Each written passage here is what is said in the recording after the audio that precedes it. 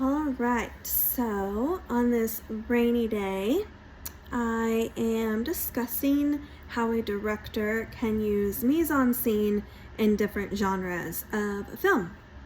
So the first question is, how does the director use mise-en-scene to create a sense of realism and fantasy? Recently, I enjoyed the remake of a Swedish dramedy. We kind of talked about that recently. A drama comedy called A Man Called Otto, and it stars Tom Hanks, who portrays the character in the title of the film. In this realism film, the first scene is in a store called the Busy Beaver, and it's basically a Home Depot. Settings that are similar to that of our own cities or neighborhoods, they are a part of how the director would use mise-en-scene to create realism. One of my favorite fantasy rom-coms is 13 Going on 30, and Jennifer Garner plays a 30-year-old woman who just the day before, moments before, was 13.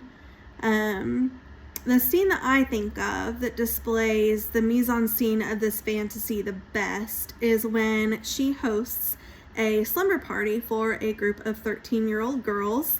I really related to the scene because I was a foster mom of teens for a while, and that scene is very similar to things that we experienced in our home. But the way that she uses the brush as a microphone, the way that her costume of soft pink matching pajamas, oh gosh, what else did I write? Hold on, let me turn my computer back on. I wrote her red stuffed elephant and the way she dances on her bed. These are all evident of a 13-year-old girl, and she's just trapped in her 30-year-old body. So the next question is, how does the director use mise-en-scene to comment on social or political issues?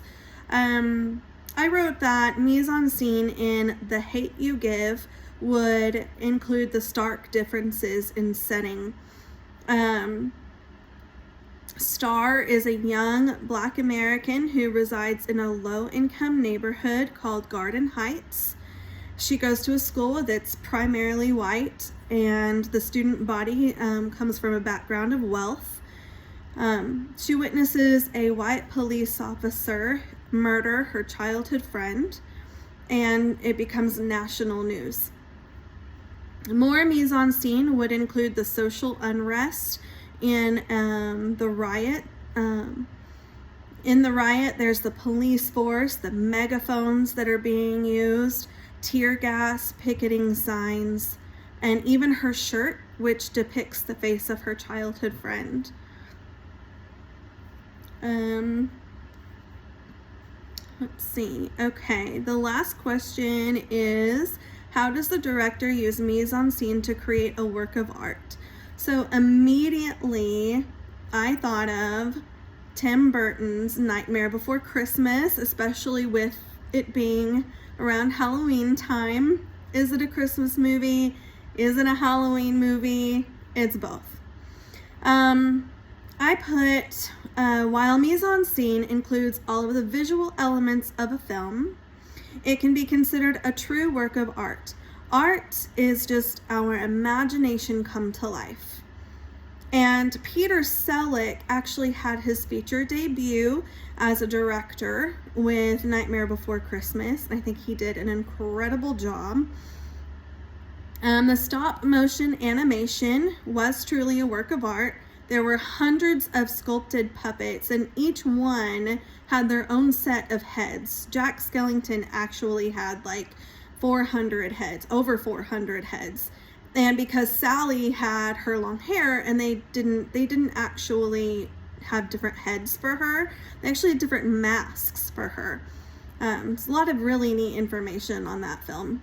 But the lighting I thought was the most interesting part of the mise-en-scene, they actually used the lighting on these miniature sets as if it were a full-size movie set.